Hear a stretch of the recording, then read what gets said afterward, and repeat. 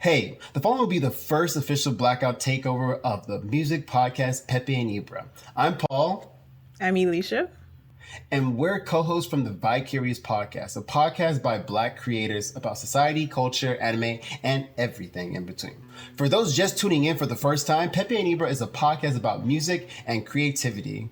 But for this episode, Black creators such as myself and Eleshia are taking it over in honor of Juneteenth. Today we'll be discussing two powerful women singers, Billie Holiday and Nina Simone.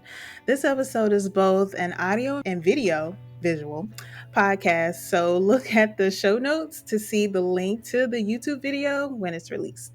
Out of respect for the subject matter, there will be no ads. The topics discussed will mention racial violence, domestic violence against women of color. Viewer and listener discretion is advised. If you like today's conversation, follow our podcast, The Vicarious Podcast. We're streaming on Spotify, Apple Podcasts, and Anchor. Follow us on Instagram at The Vicarious Podcast, as well as on Twitter at The ViP. Now, without further ado, here's our conversation about Billie Holiday and Nina Simone, named Strange Fruit.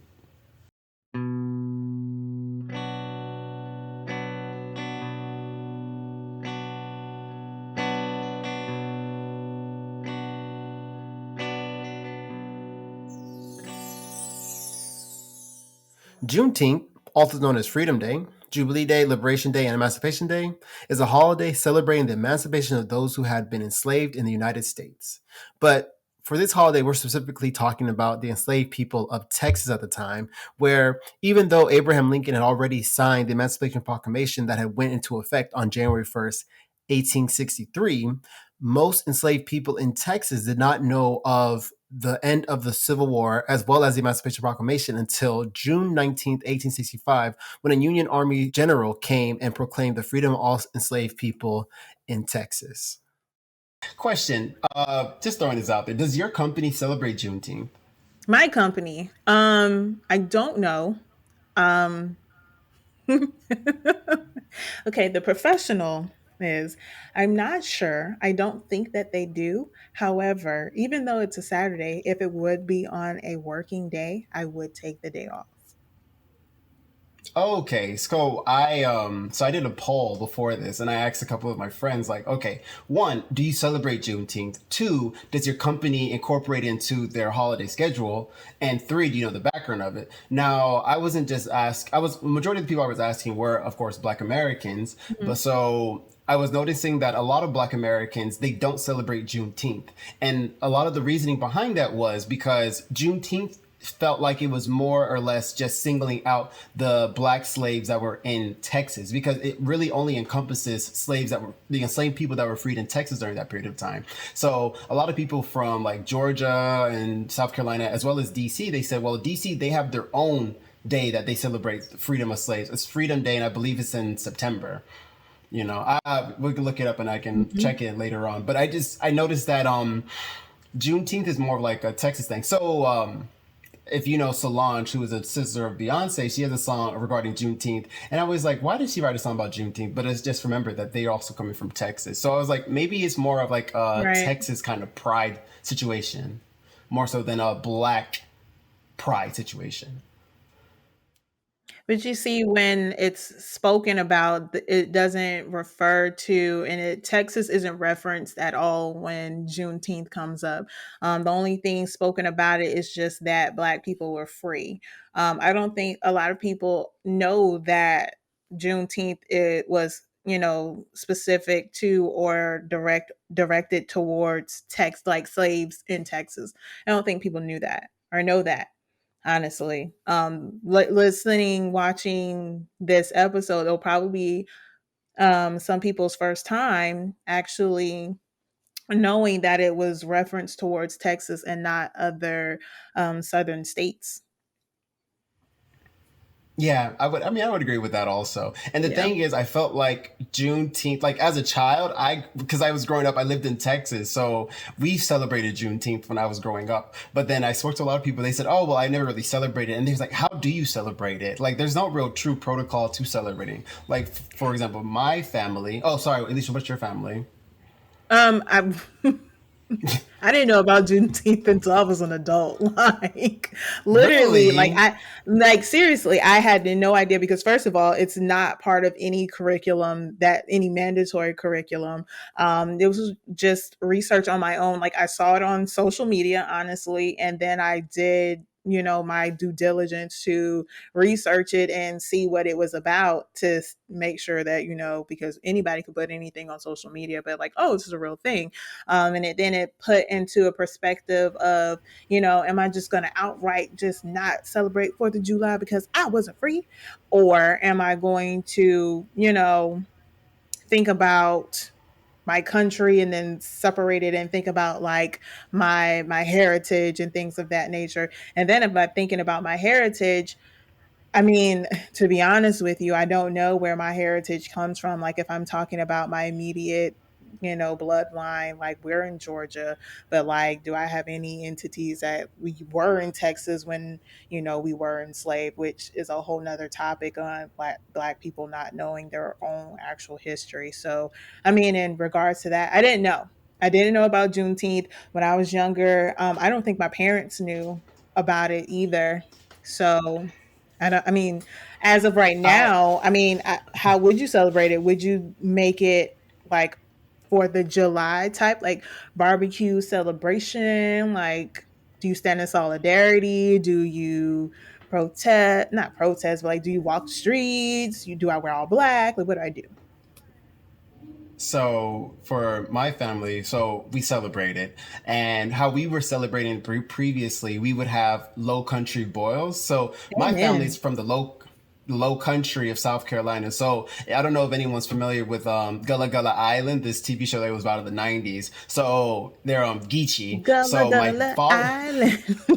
Thank you. Okay, I didn't know because I don't think a lot of people remember that show. So there was a I show. It was remember about that orange, yellow. He's yellow, that yellow toad, frog, whatever, amphibian. Correct. Yes. Yeah, the amphibian. So, Yeah.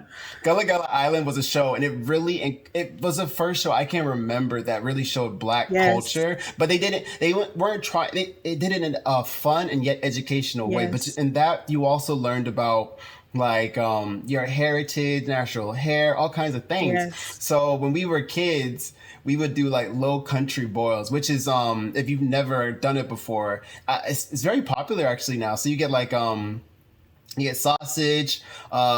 Usually we do blue crab, but I've noticed a lot of people use crab legs nowadays. Sausage, potatoes, crab legs, shrimp. What else? What else? Um, What else? You put an egg in there? You put an egg? put some You put an egg egg, in there? clam, mussels. So there's a big old seafood pot. You get a large pot and you put seafood in there and you season it, Old Bay seasoning sometimes or your own homemade seasoning. And we would just cook it, and then after you pour it out, you put onto a large table spread, and we would just all kind of gather around the table and eat it. I mean, I haven't done that in years now. I haven't done that since 2017.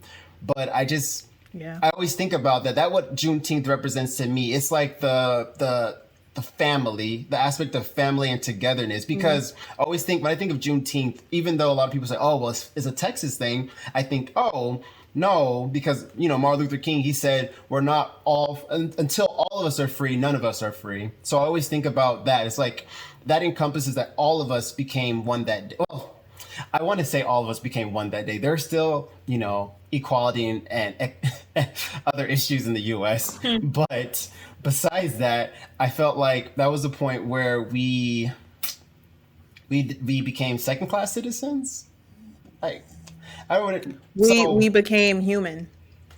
yeah, instead of being referred to as property, all people in the U.S. became or was considered human. That was the first step in human rights for the U.S. Correct. So, today I decided we decided as a podcast to choose strange fruit as a topic because we wanted to go over, as you know, we're up. Well, as this podcast is being recorded, we haven't reached it yet, but we're coming up to the murder of George Floyd, and a lot of times when we consider it murder, but then when we think of murder, we never think of lynching. I don't know, Eleshia, could you give like a background on lynching? This word. So lynching, the act of it is hanging a body from a tree using rope. So it was very predominant back in civil rights time frame. So basically, a group of people would A mob. a mob would take rope and they would hang bodies from trees by their necks. Several, maybe one, two, they would just hang the bodies. It's not necessarily like if you want to, it's not the same, but in comparison, you could say it's like when you hang someone. So if you've watched a show and they put the rope around someone's neck and they like drop it, like they kick a stool from underneath them or they remove a board from underneath and they drop. The point of that is to break their neck. It's not to strangle them, it's to break their neck. Lynching is kind of like that, but there are different ways. The person could already be dead, and they just hang them up by their necks, by the noose is what it's like. They could already be dead. They could hang the person up while they're alive. There are different ways that trauma, that torture was inflicted upon Black people at that time. So that's what lynching is, short version. So so that's more or less the kind of ideology I grew up think of lynching. So the act of lynching is you hang somebody, right? Mhm. But like the definition of lynching more or less is mob violence, or a mob or a person or persons act out justice without going through the judicial process, right? So initially when I think of lynching, I think of black bodies hanging, this kind of song, which also encompasses the song. I have a It question. also encompasses. Sorry, go for it. I apologize. I wasn't trying to cut you off. So that definition itself, is that like Webster, like a dictionary definition? Sorry. Yeah, so So, that's so lynching isn't about hanging. Lynching is anytime you take out justice without going through judicial process. So lynching could be like I kill. Like, sorry. oh no, no, no. So that's a part that little pin right there is taking out justice, because the mob themselves, how are they to determine what's justice or what's justified? I guess that's the Yeah, so it's part to me that's like, how is that I'm taking upon justice, and it's just like, is it justice or is it a hate crime? sorry. Let me rephrase. Mob justice. Mob justice Gotcha. is like Okay. we ought to. Sorry, yeah, that's what I should have said. Mob justice. So it's when a person or persons take out mob justice, or they an act a punishment to upon a person. Correct. Yeah. So when the George Floyd summer occurred last year, I call it the Black Lives Matter summer, but I was just it made me so angry. Like I was so Yeah. angry because of it, because it was like you sit there and you watch somebody just like their life get taken away, and they Yeah. were saying like, oh, it was like the police, oh well, he had if he had cooperated, oh if he did his job, this kind of thing. So I think like, okay, the police are there to protect you, but it's also like, are the police really there to protect you? And I don't want to have this whole kind of narrative on this podcast regarding like, oh, all police are bad. But it's just like in that instance where I saw it, I was like, I didn't feel like I was being protected in my own country. Right. So when I was Right. last Mhm. year, that was when I felt like there was such an energy behind the whole Black Lives Matter movement, where they were speaking Yeah. about like George Floyd, Trayvon Martin, Tamir Rice, John Crawford III, Mike Brown, Breonna Taylor. I think the list goes on. The list goes on for years, and I always considered them the cases, or this person. We put a name on it, but we never say that it's a lynching. Right. So the reason that I Right. chose Strange Fruit was because I wanted to bring the attention that even though after this song, after almost Billie Holiday was born in 19, I believe it was 1909 or 1929, even after all these years, her song still reigns evident. Like this song, even though she didn't write it, it was written by Abel Maripol. We'll go into him in a second, but his poem still it still rings today in our society, and it still feels like a song still needs to be sung It's today, still and the point relevant. has not. It's It's relevant. still The point hasn't relevant. been brought across yet. Yeah. Yeah, So yeah, I think that lynching itself is still, they haven't signed off on it to make it illegal. Or they I think that they're trying to make it a bill, but they just won't pass it, something along those lines. And it's just, I mean, I agree with. I will say that when George Floyd was murdered, I that wasn't the part where I was fed up. I was well fed up past that. I think like when Tamar Rice was murdered, and then the response of his murderer is what really, kind of got me. And then like how it just was just repetitive and over again. And yeah, I was pretty upset about that. And you're absolutely right. I definitely feel like Strange Fruit is still relevant. It's like when I watched the movie, the Billie Holiday movie, it gave a perspective of her life as a musician and the things that she went through.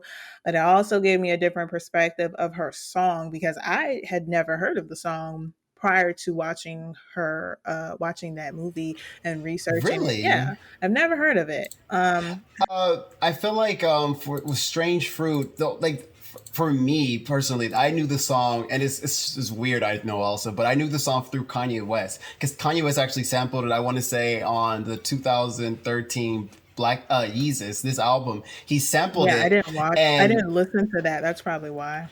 there you go. But he sampled it, but he Mhm. didn't sample the whole song. He just sampled "Blood on the Leaves" from the Nina Simone's cover. And so when Mhm. I heard, I always quote that line all the time. But the whole time I'm quoting it, I never knew what I was saying. You know, like sometimes we get these little gems from the past, and because we don't do research or our own due diligence, we end up. I like ignore the fact what they were talking about, and even though to Right. this day, like till now, this bill that was actually brought up in Congress and the Senate and House back in 1922. 1922, my grandfather wasn't even born yet. They already put this bill in, and this bill to this day has not Mhm. passed yet. So there's actually been a At bill, all. an Yeah. anti hate bill for hate crimes bill regarding lynching, and it's been going on from Mhm. 1922 till now, and is still waiting. And I believe last summer it was brought up Mhm. one more time for into the House, but they decided not to go along with it this time because they felt like it was too harsh and it gave too much immunity. It didn't give enough protection to police officers when it comes to protection when it comes to immunity. So that's why it got set aside again this last summer, after the whole protests that were going on for Black Lives, and so Which is very interesting that the focus or the reason that they spoke on them not wanting to pass the bill is for the sake of police officers, which by your term is mob justice. So wouldn't a mob who is doing unjustice, doing illegal activity, doing hate crimes, wouldn't the protectors come to aid that person? What does lynching have to do with police officers? That's my question towards that. I mean, honestly, I mean, obviously, I'm not asking you, but that yeah, I know. when I hear that and when I thought about it and when I looked at it, and it's like, what? I don't understand that. It's like it's a puzzle piece and it's just like They don't. it's not They're not fitting. going It's together. not It going doesn't. together. Those two things don't correlate together. And watching that movie and like when you watch the movie, a lot of that movie is about Billie Holiday's struggle with the police and her own um personal life, and then the struggle and the pushback on the song itself, and then you finally hear the song, and it was really like hearing the song was very it hurt my feelings, I will say. It definitely hurt my feelings when Mm, I heard it. And for the life of me, I just could not understand, like, why were the police trying so hard not to let this woman sing a song? Like, sing a song.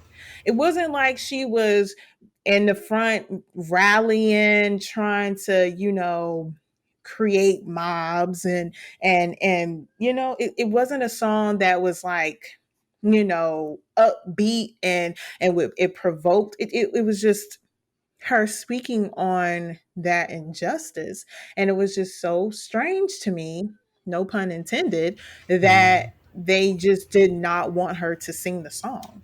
Like, what was the problem? Like, I don't The understand. thing, Like, that was the the thing part. also with the song. Oh, oh, sorry, I interrupted you. My bad. No, But go I was ahead. trying to say No, for the go thing, ahead. this thing with oh, sorry, the thing with the song, she never actually says lynching. Lynching's not in the words of the song at all. There's not a word Yeah, of it's lynching. not. But a lot of times Yeah. the FBI, yeah, lynching's not in the song at all. So a lot of people are like, oh, when you hear this song, it's supposed to incite. But when the U.S. government heard the song, it's like, oh, it's inciting riot. So what this topic also is speaking on is how more or less Billie Holiday started the civil rights movement. It was a black woman who kind of ignited the civil rights movement. You know, she was born in Jim Crow South. She was a daughter of, a brothel worker. Mhm. We're pro sex, pro prostitute on the Vicarious podcast. Pro So we're sex not going worker. to degrade. Mhm. Yeah, we're not going to degrade women for whatever hustle they have, but Billie Holiday, from childhood, she had already been given a short end of the stick. Mhm. She'd already suffered. And growing up in Philadelphia, I'm pretty sure she saw a lot of other issues because at that period of time, it was during the Great Migration, Right. where during the Jim Crow era, a lot of black families moved up north and moved out west to avoid the Jim Crow style laws that were, like the usual, the daily in the South. This is a listener question from Paul Kibble, and he puts out, if one of you could share a brief biographical sketch of Abe Maripol, the composer and a lifelong political activist, and discuss what inspired him to write the poem that he later turned into a song. So, more or less, when this song was first written by Abel Maripol, he's a Jewish American, a Jewish Russian who he was born in the Bronx, New York, and he wrote this song after. It was actually a poem called "Bitter Fruit." Sorry, I have to put that out there. It was one of the questions actually. It was actually a song called "Bitter Fruit," and when he wrote this song, when he wrote this poem, it was in regards to a lynching that he saw that happened in Indiana in the 1930s. And it was he saw, because at that period of time, which to this day I don't understand the appeal of it, they would take photos after a lynching had occurred and they would make them into postcards and Mhm. send them around like memorabilia. Yeah. And I don't really understand the appeal of that, but during that period of time, I believe he received one of those postcards, and when he saw it ignited something in him where he decided to write about the lynchings that were going on in the South at that period of time. Yeah, I mean, I agree, because for the life of me, I would never understand why, one, people would send that out, do it, first of all, then take pictures of it, then send it around. I mean, I understand why they're proud of it and they want to show it because, when you have a baby, what do? Chicky, you take a picture of it and you send it around, you put on social media and things of that nature. But when and they were proud of what they had done. It also reminds me of like back in like medieval times when there was a beheading. Like, people would come and just Mm, watch people get killed. And because when I was younger, that's when I started like getting into history. And I would watch, I'm like, why in the world would anybody gather to watch someone die? Like, that has to be the worst thing in the world, to watch someone die, to watch someone strangled to death, watch someone's neck snap, and like watch the life. Like, I've never watched the George Floyd video because I can't do it. I cannot watch mm. someone die, like, purposefully. Like, if it happens accidental or something like that, like, okay. But like, it seems awful. So I can only And imagine the how thing, he felt yeah. when he, it just ignited him, like you said, to write this poem. And the thing about it is, I feel like, okay, so him writing this poem, let's say it wasn't, he wrote it in 1930, and Mhm. then the whole movement going on in the 2020s, it's like, it's kind of like history repeating itself in the way that that photograph pushed him to write this song that went against anti-lynching, while we have, like Colin Kaepernick or these different artists who are making songs today, even like rap artists and singers making songs today, like her. And after seeing this video of George Floyd, it kind of gives the same kind of idea where how you can kind of feel like where Abel Maripol felt regarding that like lynching and the act of it, whereas the inhumanity of it, and we speak about it through our Right. art. And we have a question from Laura Valle. So one of the questions that Yes. I saw, and I really like this question, was when I think of Nina and Billie, I think of pain transferred into vocal music. Do you think that it's the main emotional element that makes it so universal appealing and relatable, even for people so distant in racial or economic struggles? And I think adding on to that, instead of just saying racial and economic, you would also have to think mental struggles, because a lot of times we ignore the fact that both of these women had gone through trauma in their lives, whether it's Nina Simone going through bipolar Absolutely. disorder or the different sexual harassments and drug abuse that, or drug addiction that Billie Holiday herself went through her life. Right. So, do Right. you think that, well, Absolutely. let's speak on soul. We're going to speak on soul for a second. Do you think that these kind of artists like Nina Simone, Billie Holiday, they're the reason that their voices were so strong and still to this day are mean something is because they sang through their trauma? Do you think trauma is something that we need, or the trauma is the point that we use to express ourselves, and that's what kind of, I guess, I don't want to say it's the black community, because anyone can have soul, but do you think that the trauma is what pushes our voices, or the black community's voices? That's kind of a tough question, honestly, because it kind of leads into black pain, which is like a topic or a subject in itself, that is very controversial right now. I would say that for artists of any type of artist, whether it's music or like you paint or you sculpt or anything like that, artists for sure, creatives move off of what's internal, like what they feel. I think when you're a creative, you pull from what's inside of you, and then you make it into something that's visual or what's the word? Auditory? Is that the word? There it is. Hmm. So um, from within, and those two women just happen to have gone through very traumatic things. As far as for like black people, I would say that um, black people in general, not just like black Americans, um, are going through have gone through a lot, and I think what they do is take hurt and pain and they turn it into something that they can make it beautiful, instead of maybe sitting and just being traumatized and dwelling in hurt and negativity. They turn that into something beautiful to where they can express that, and they don't have to like, you know, like whenever, if you've ever, like for example, like if I'm upset, I talk it out to myself or my dog, and he's a great listener. But like I talk it out, I verbalize it, and that's my way of getting it out. An artist's way, for even if they're happy, like, it doesn't necessarily have to be pain. They just they create something. They're like, this is, I'm expressing that, and misery does bring people together. I mean, because that's something that they can relate to in itself. I'm not saying that's the best thing to bring fellowship on pain, but yeah. The thing also with so like with this song, when I think about it, I always think about how the FBI. That's why it's the movie. I don't know if everyone saw this movie. It's called The United States versus Billie Holiday.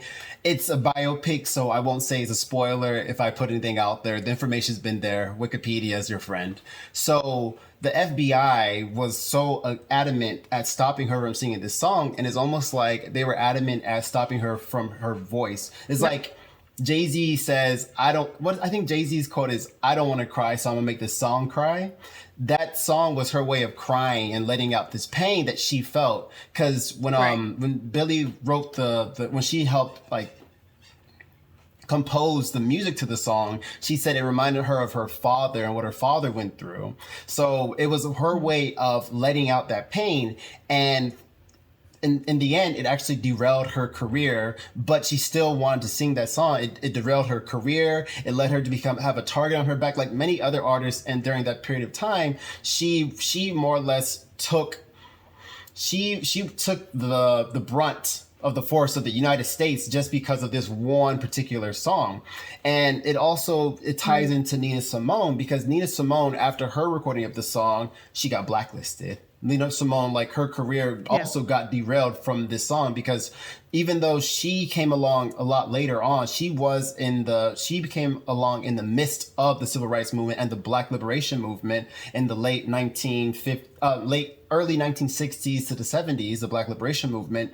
It damaged her career. She said, like, after singing that song, she like they stopped playing her record, they stopped selling her record, they wouldn't play it on the radio. Both of these women lost so much for the sake of trying to just have an inch of what we call civil rights. And the thing that always Right. bothers me, like we started today's topic talking about Juneteenth, the Civil War, and we're Mhm. talking right now about the civil rights. Anytime when it comes to black people, especially in history with the US, it always has to do with civil. But then they get angry when there's always civil unrest because we're not receiving those civil rights that we're supposed to have had a long time ago. So I don't know, the song moves me in that sense.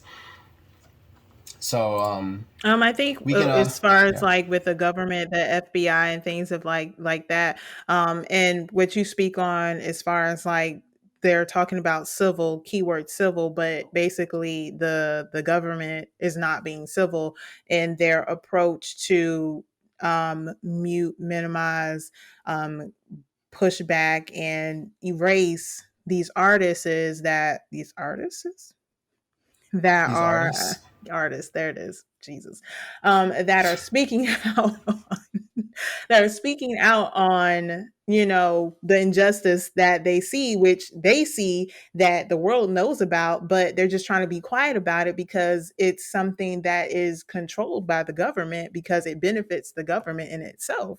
And I mean, it doesn't make sense that they reacted the way they did. Like, it blew my mind how they were reacting towards Billie Holiday and even blacklisting Nina, because it's just like, it's a song.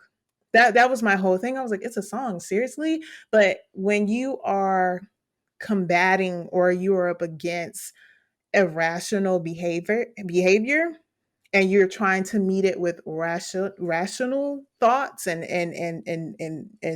movements and actions, it always will just clash, because like you can't combat irrational with rational. It just, you can't. If you're doing this, it's just not. They just won't. And that's what I had to remind myself, because like I was really aggravated looking at that, just because I was like, dang, I'm looking back at something that happened such a long time ago, and it's still going on right now. Like with several different artists now, athletes and things like that, how entities are trying to like shut them up, more or less. the powers that be, Yeah, the powers right? that be are trying to shut them up so they don't. I just, it's very discouraging sometimes. And I think that as a creative, feeling discouraged, the way to speak on, like, let your own emotion out and also speak to other people who feel discouraged, because I feel like when you're creative, you're a little more sensitive. I wouldn't say like all creatives are sensitive, but like when you're artistic and you're creative, you tend to feel things differently. And I think that, like, for example, like Nina and Billie, they felt something and they felt compelled to speak on it because they probably knew that other people felt that way as well and didn't have an outlet. Maybe they weren't creative. So, like, listen, this is how I feel. I know you guys feel the same way. Let me give you your own outlet. Let me speak to the masses, to create a space or something that just, like, what, this isn't right. And maybe they use their platform to speak on it, which will motivate someone else who would have the means or the intelligence to move forward to get the civil rights movement moving forward, so Black people, people of color, brown people can get justice. I like that. Yeah. So we can go into the another question that I saw, Hmm. and this one was very interesting. This is kind of like this is a what if question. Okay. So what would have happened if Nina Simone had been granted a scholarship to pursue classical music studies?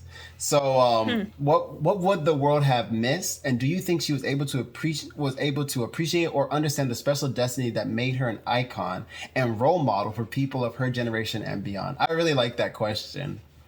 You can go ahead and answer it first. Okay, then. So sorry, not Billie Holiday. So Nina Simone, she originally was supposed to get a scholarship, but in the end, she was denied the scholarship due to the fact that she was Black. And because of this, she started singing in bars, and she started going by the name Nina Simone because her mother was having, because she's a church singer. We have all these different, like Aretha, Whitney, Nina Simone. The Black voice is from the church. The Black church always leads us. So at that period of time, she was playing in her church as a child, and they saw that she was a musical prodigy. But because of the Jim Crow era and where she's from, North Carolina, she probably didn't have the economic resources to go and study or further her studies in being a pianist. Because originally she wanted to be I believe it was the first Black classical pianist to perform in, what was it? Cambridge? No, Carnegie Hall. I think she wanted to be the first Black classical pianist to perform in Carnegie Hall. I'll check that and make sure because I don't want to give the wrong impression. Either way, she's an amazing woman. Oh, yes, it was Carnegie Hall. She wanted to be the first Black woman pianist to play in Carnegie Hall. But due to the fact of her economic situation, she ended up singing in bars, which led her to be being found and became Nina Simone, the prolific singer we know today. So when I think about this kind of question, I think of we've this one topic that's been coming up the last 2 to 3 years: representation. Representation's been it's a big word that we use now in the world. So when we see like Barack Obama, the first Black president, Kamala Harris, the first Black as well as Southeast Asian vice president, as well as woman, representation matters. So I would say, like, for her to become the first Black classically trained pianist to perform at the Carnegie Hall, that would have been a big deal on its own. She would have made her own lane. Absolutely. Either way. And I feel like, I don't know if you believe this as well, but I feel like our destiny is already written in stone. Like what's going to happen will happen. So no matter if you think that, because she didn't go this route or that route, that this would have changed them. I feel like if we had a route that was already predestined, it's going to play out either way. Either way, Nina Simone would have been, her voice would have been heard, and it would have been prolific. It would have had the same impact today as it had if she had just became, if the world was right or the world was civil and they had given her the opportunity that she deserved, and she would have became big in the classical music world. Because even like her performing, I was watching some of her old videos and I was like, this woman is talented. It's like her hands are moving and her brain is moving, and they're two separate items. Like it's separate. It's completely separate. I don't know. It's just like I was watching her performance of this song For Women, and I feel like For Women, there's one of the women in the song, I kept thinking, is she talking about Billie Holiday? Because it's talking about a lighter skinned woman with long hair, and it's supposed to talk about the plight of Black women in this country. So that song really resonates with me. But when she's performing it, there's so much power, not only in her fingers, but in her voice at the same time. And you hear it and it gives you chills. So sometimes I'll play it and I'm in my Yeah, car and I'm said, okay, I'm going to sit here and let the song finish playing before I like turn off my car because right. it's such an amazing song. For sure. Sorry. Yeah, Yeah. Bill. No, why are you apologizing? Um, Nina, she was a powerful singer. It's just like, first of all, I am always impressed by people who can sing and play the piano at the same time. Like that is a talent within itself. Like both skills are immaculate. But putting them together, I'm always just super impressed. Like you already won with me, but like her voice is just very. It's always like strong voiced, like she just it's just like, ooh, it feels like collard greens with a side of field peas every time she sings, and I love it. um You know what? Also, really quick, sorry. I also got to give out this like a shout out to Joanna, because she's a guitarist as well as sings at the same yes. time. So there's talent there as well. So See, yeah, already one in my book because like fingers and singing, and then you get the because like that. it's because it's two different things working at Man, once. It's that pinky would kill me. So big ups to you. But I love her voice, and I agree. I think that it's like, do you think that it would have been different? And it's like Nina is already big to me. Like she's already wildly known. She's still a great artist. She's still up there. I mean, could she have gotten there quicker and been bigger? I mean, I suppose so, but to me, I feel like she's already a huge and wildly wide. What's wrong with me today? Widely, think that I'm gonna go with that, known artist, and I think that her art and her work, her quotes are widely known. I'm gonna stop saying that word. And I admire her, not only just for her voice, but just her strength. Also, that representation comes from like her being diagnosed with, was it bipolar disorder, and correct. Yeah, depression, bipolar disorder. and depression as well. It speaks on another representation that Black people also have mental health issues as well. And it's not just them acting out or being crazy and things like that. And that the fact that she is this great artist, but she also dealt with something so serious is like, hey, when you're speaking on representation, because especially with creatives, like you need that representation, especially as a Black person or a person of color, like, because a lot of times when I was growing up, that representation was not there, like for classic, classical, it wasn't. Yeah, and even with for example, we know about our history today because we hear about Elvis Presley, for example, going into music. We hear about Elvis Presley being the king of rock, but then you have like Elvis Presley, a lot of his songs came from Black artists, and a lot of times it's not widely known that these songs were from Black artists. A lot Yeah, of dance moves, a yeah. lot of the most famous dance moves like the twist and like Hound Dog, all these come from Black artists. And some Hmm. of the Black women, a Black woman created the song, ain't nothing but a hound dog. Yeah. But what happens a lot of times is these names get taken out of history or they get removed from history, and Yeah. a white artist or a white creative, I'm not saying anything's wrong with them because I'm pretty sure they didn't think they're not stealing a song, they're just re-singing the song, but they get the representation there. So we're thinking it's like they kind of remove the Black essence out of that song, and I don't know, it's like we say for example, like, oh, I built this building, and then a person's come, I built that building, and then my name gets put onto the building. It's like you lose that, like, oh well, I'm the one who created this thing, I'm the creator of it, and it's sometimes that identity gets lost from the song. So I know we're speaking about Strange Fruit, but another song that I thought was really important, and there's a song that Miss Nina Simone wrote called Mississippi Goddamn, and it was after a civil rights leader and as well as four girls in Mobile, Mississippi. They died in a church bombing, And every time I think Mm-hmm. about these cases, the girls, they were like my dad's age. So, I think about these Mm-hmm. kind of situations like my dad was alive during this time. So it's not like it was a long time ago. This was in my parents' Yeah, lifetime that we had these kind of things. exactly. So Yeah, that was just a when I, generation ago.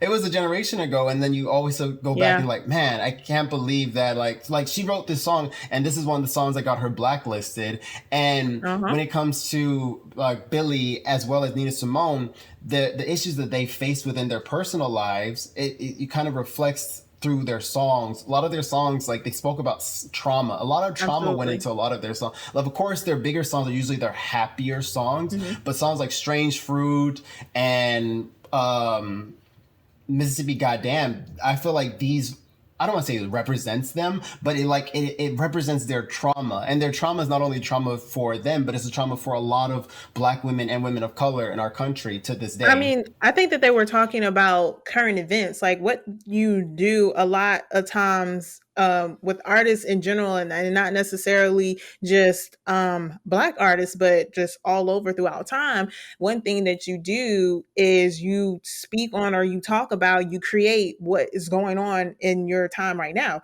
I mean, even if you're going back to hieroglyphics, if you're going back to sculptures and things of that nature, you're going to go off of what you see in front of you, like what's going on right now. And what was going on with Billie and Nina is like they were killing us. They were hunting us. They were preying on Black people, and they were going to speak on that. I'm sure that if everything was rainbows and unicorns, they would probably be talking about cupcakes, but that wasn't what was going on at that time. What was going on at that time was, injustices, the civil rights movement, excuse me, getting started, moving forward, speaking out on it, because it's just like you people get so fed up. It's just like, like we got to do something about it, and maybe they felt like the nicest way that I could do this is to just make it a song, because a song isn't going to hurt anybody. But lo and behold, the government felt Mm, differently. So yeah, I think that's what's going, and as well as to what you're saying too, they had trauma, like we said, and they speak on it, they spoke on it, um and that's what came from it. Also was just like that's what was going on. I mean, like, for example, mm. like our podcast, what do we have current event episodes, they talk about music that's going on right now. So Okay. yeah. Yeah, I agree with that. And so I feel like one thing that was very strong, or was really a strong presence within both of these women's life, was their I would say their pro sexuality, their sexual consciousness towards life itself. We have a question from Joanna Glass. So, based on what you know about them and their values about black women in music, what do you think Billie Holiday, Miss Holiday, and Nina would think about the song WAP? Now, if you don't know WAP, WAP is a song that released in 2020 by Cardi B featuring Meg Thee Stallion. It stands for WAP. That's what it stands for.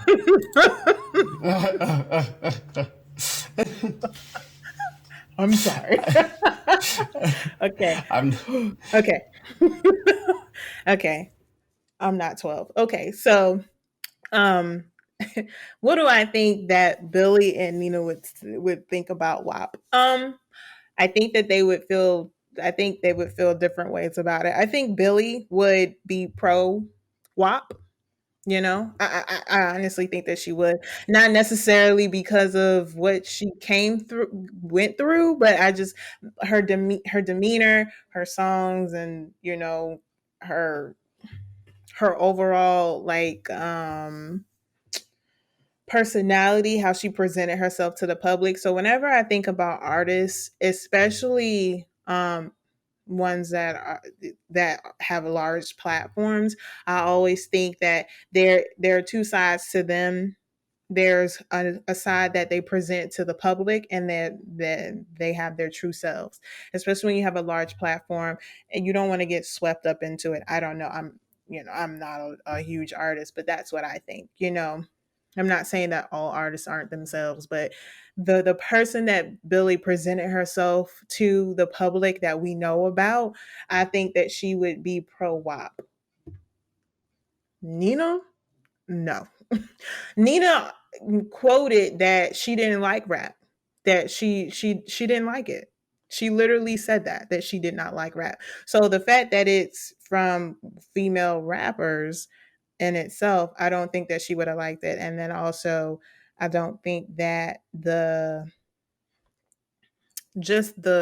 not necessarily the lyrics, but just the genre of music is not. I don't think that was Miss Simone's Well, cup of let's tea. let's switch it up then. Let's pretend that WAP was a classical song, or WAP was a poem or something. Do you think that Nina could accept it? It was like certified freak, 7 days a week.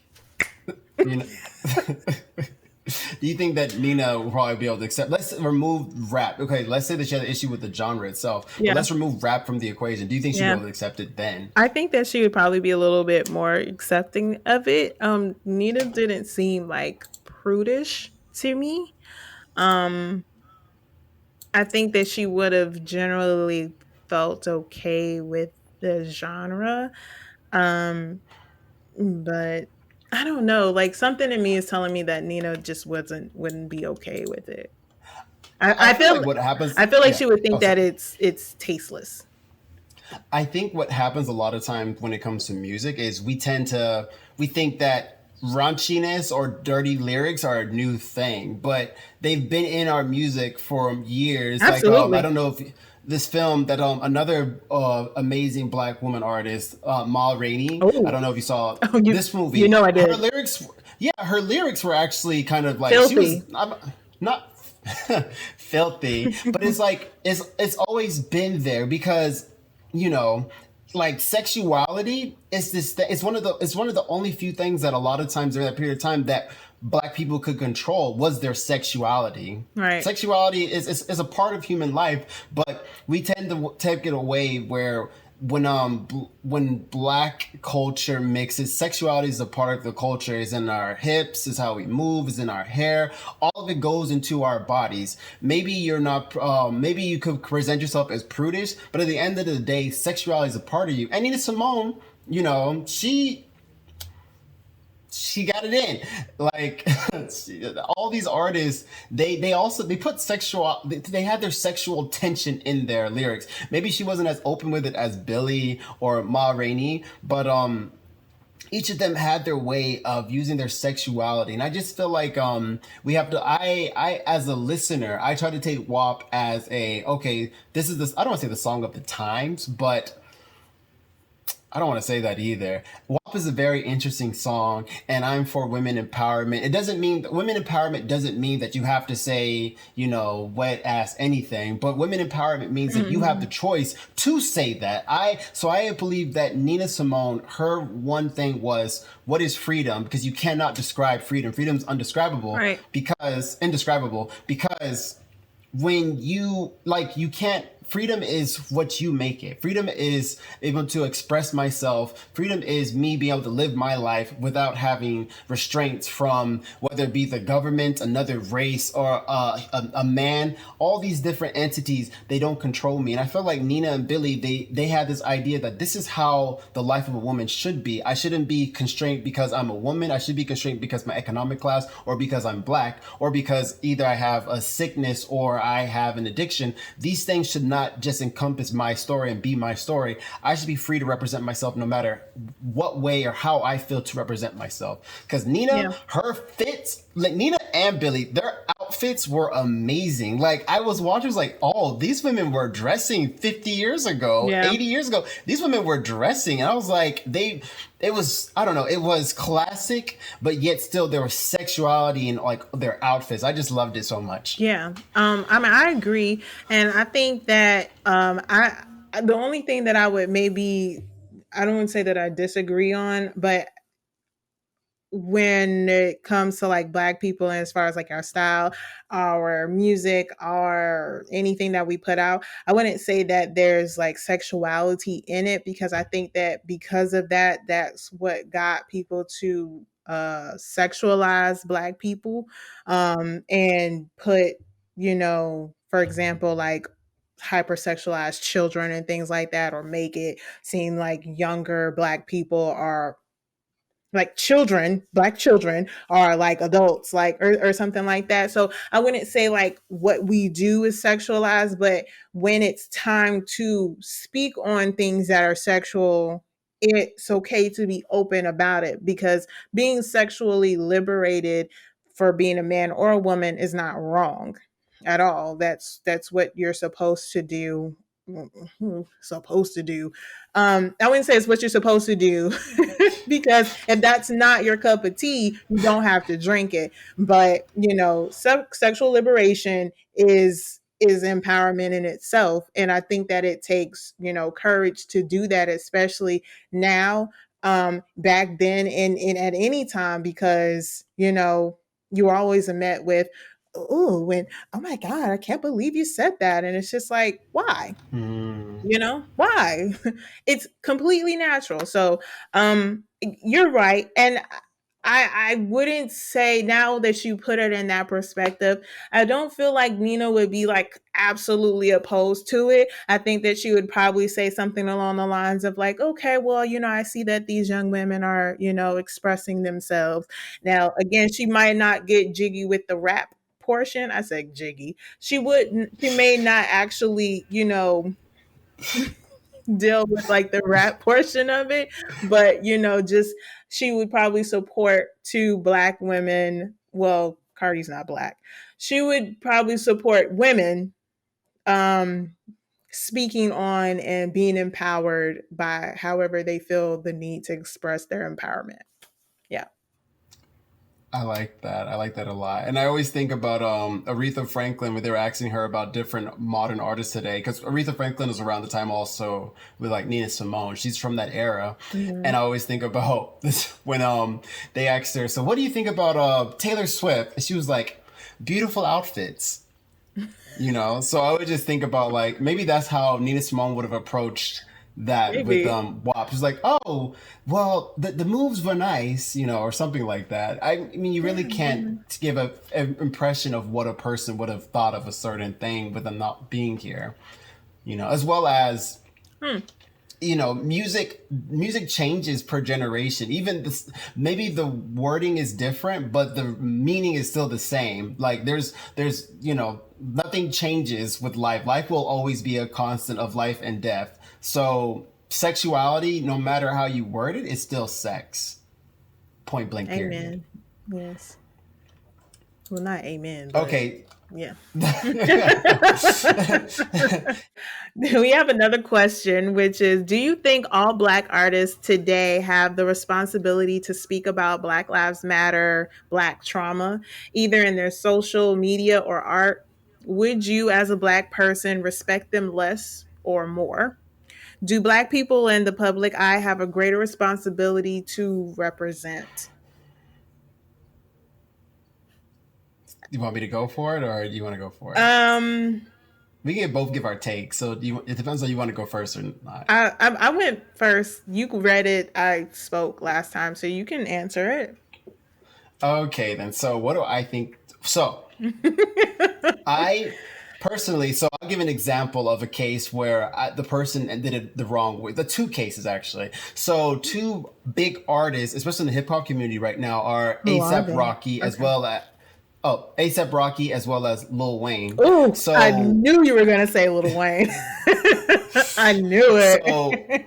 back when the original Black Lives Matter movement started, ASAP Rocky, he was doing an interview and he was like, "Oh, I don't know about any of that. I don't know what that is going on." Like both of them more or less distanced themselves from the Black Lives Matter movement Right. because More or less, ASAP Rocky's intention behind it was like, well, I'm rich, it doesn't impact me. Right. Like, I don't see this, I don't deal with the same plight Yeah. as what I guess, the common black person deals with. Mm-hmm. And Lil Wayne more or less was on the same lines as that. But then, as you saw right after they spoke on these, well, more or less, Lil Wayne spoke on it, but I believe it What was. happened?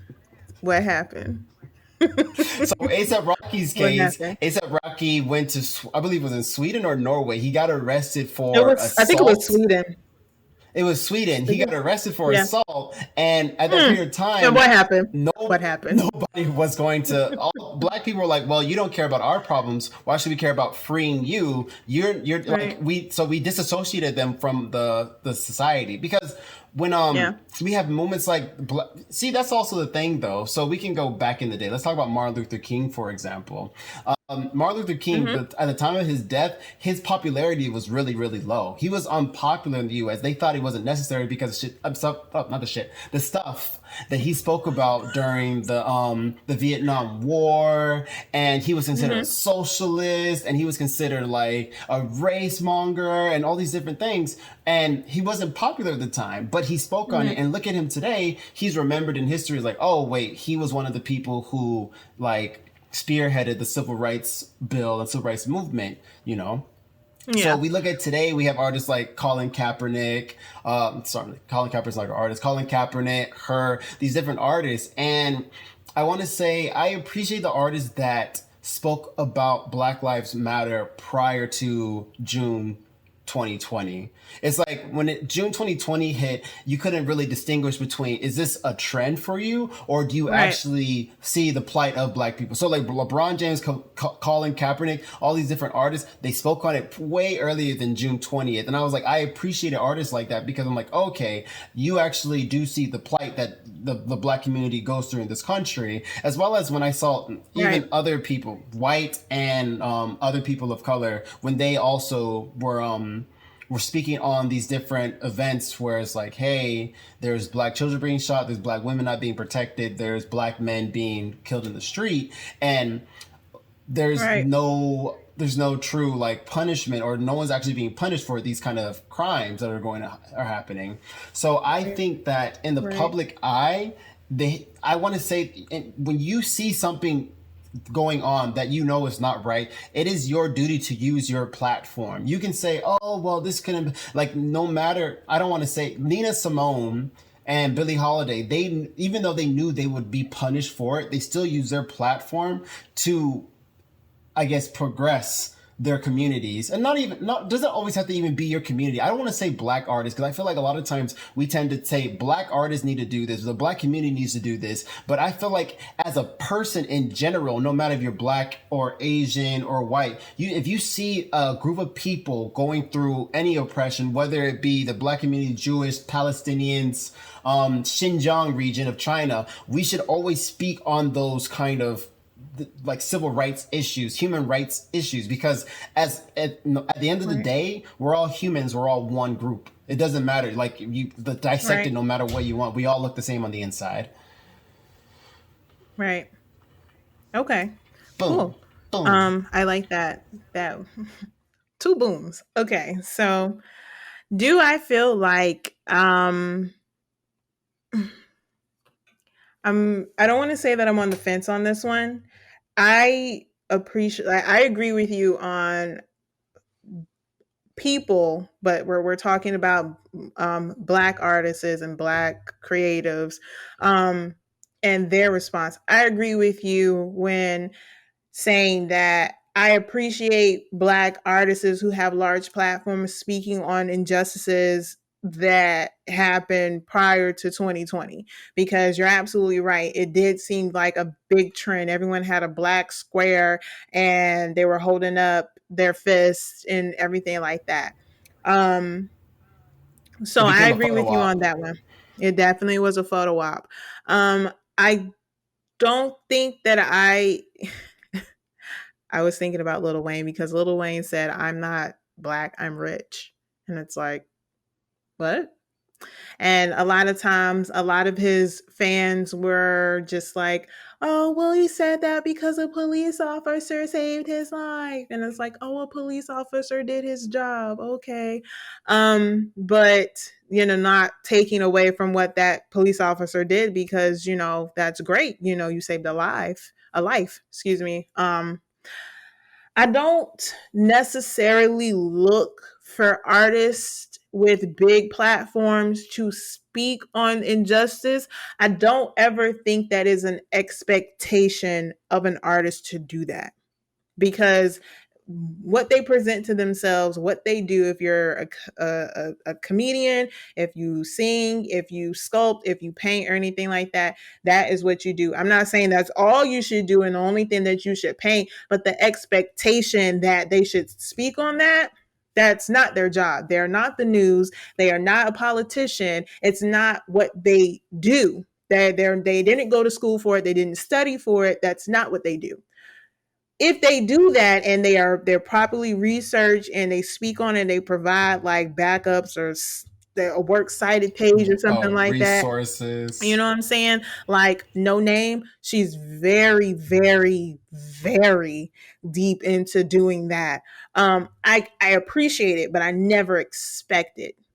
So I don't look down on an artist because they don't do that. Now, if they take the time to show their behind and show that they're not trying to unify with the Black community, like ASAP Rocky and Lil Wayne did, then it's like you could have just said nothing and you could have still had support. But now you're showing how you're like, oh, I don't care about Black Lives Matter. They ain't got nothing to do with me. But then you wanted Black people to rally for you when you were in another country, So it And I'm sorry, I go want to ahead. add to that list Kanye West, because so Lil Wayne and Kanye West have both sampled Nina Simone's songs. Hmm.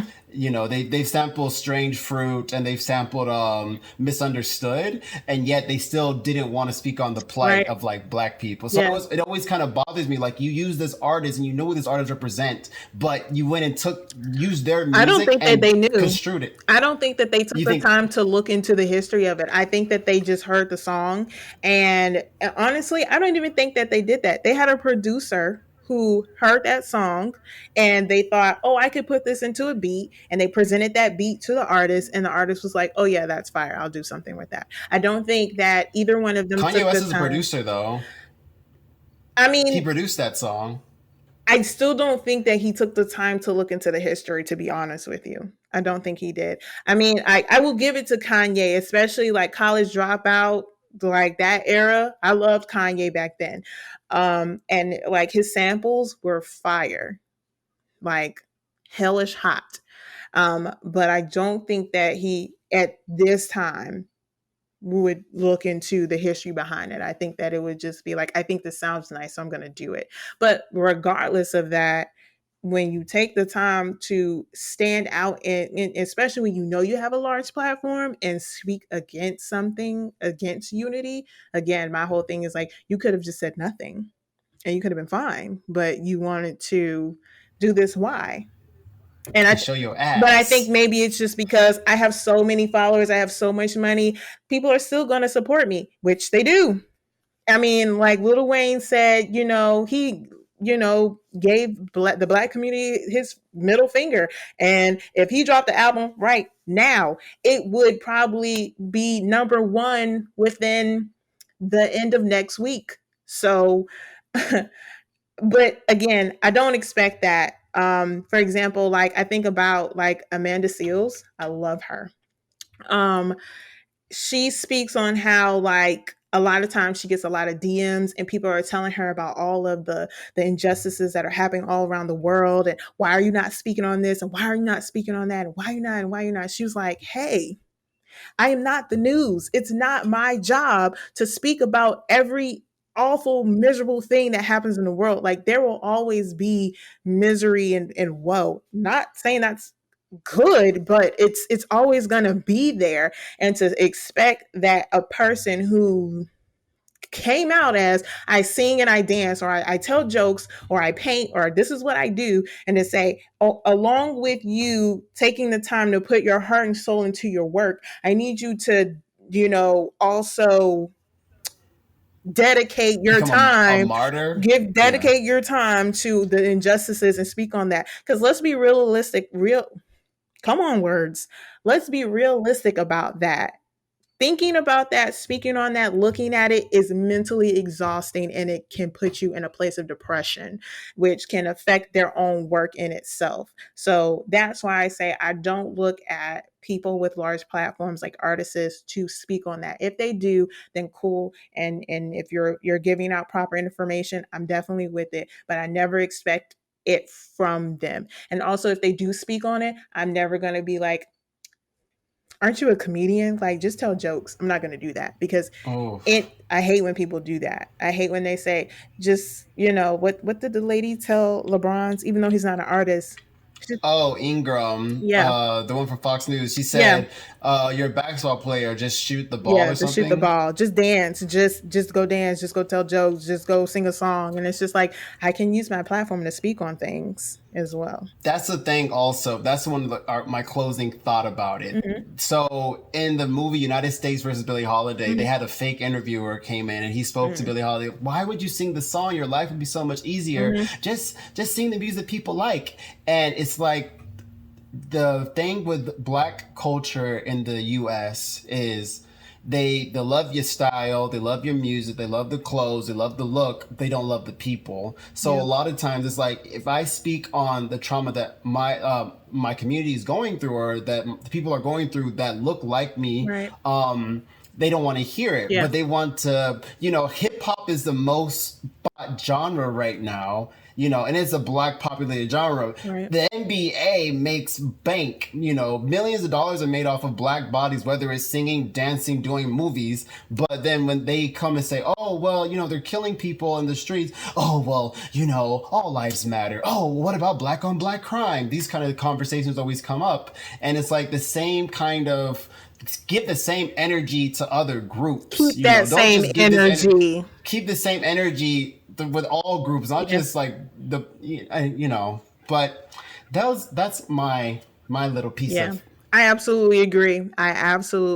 Please keep that same energy, as much energy and tenacity that you put towards wanting to copy Black culture and things of that nature. Please also put that in there when the culture is being hunted